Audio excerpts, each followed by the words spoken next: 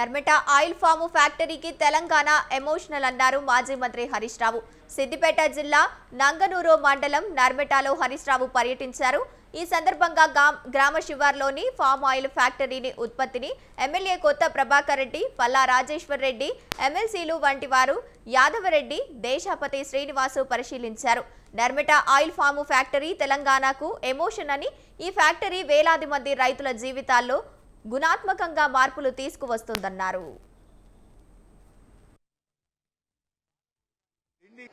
అసలు ఇన్నేళ్లు palm oil ఎందుకు రాలే, గిప్పుడే నంగనూరుకి ఎందుకు వచ్చింది, గిప్పుడే తెలంగాణకు ఎందుకు వచ్చింది?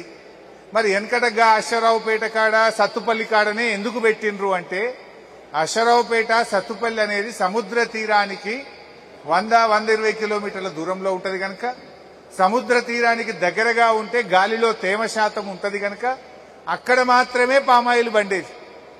కానీ కేసీఆర్ గారు చేపట్టిన ప్రాజెక్టుల వల్ల అటు పాలమూరు గాని, ఇటు దిండి గాని, అటు సీతారామ గాని, ఇటు కాళేశ్వరం గాని, ఈ ప్రాజెక్టుల ఫలితంతో మొత్తం తెలంగాణ ప్రాంతము పామాయిల్ పంటల సాగుకు అనుకూలంగా మారింది. నేను మొదట్లో మంత్రి ఉన్నప్పుడు ఖమ్మం జిల్లాకు పోయి అక్కడ పంటలు చూసిన.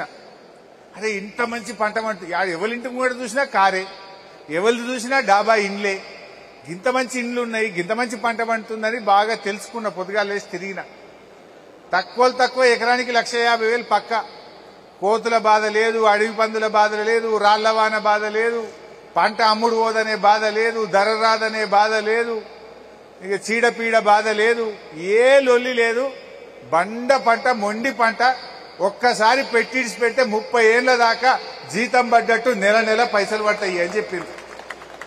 పామాయిల్ రైతు బ్యాంకులో పోతే అప్పు జల్దిస్తారట. ఎందుకంటే జీతం పడ్డట్టు. జీతం అనే 30 రోజులకు ఒకసారి పడుతుంది. పామాయిల్ రైతులకు మాత్రం 20 రోజులకు ఒకసారి జీతం పడుతుంది. 21వ నాడు జీతం పడుతుంది. ప్రభుత్వ ఉద్యోగికి 30 రోజులకు ఒకనాడు పడితే పామాయిల్ రైతుకు 21 రోజులకు ఒక్కసారి జీతం పడే పంట గొప్ప పంట. మొన్న నేను గోపులాపూర్ గ్రామం చిన్నకోడూరు మండలంలో పోతే ఒక కంప్యూటర్ సైన్స్ చదివినటువంటి ఇంజనీరింగ్ గ్రాడ్యుయేట్ హైదరాబాద్ లో నెలకు 60,000 ఉద్యోగం ఉంటే ఐటీ ఉద్యోగం వదిలి 10 ఎకరాల పామాయిల్ తోట పెట్టి అద్భుతంగా చేస్తున్నాడు ఆ పిల్లోడు.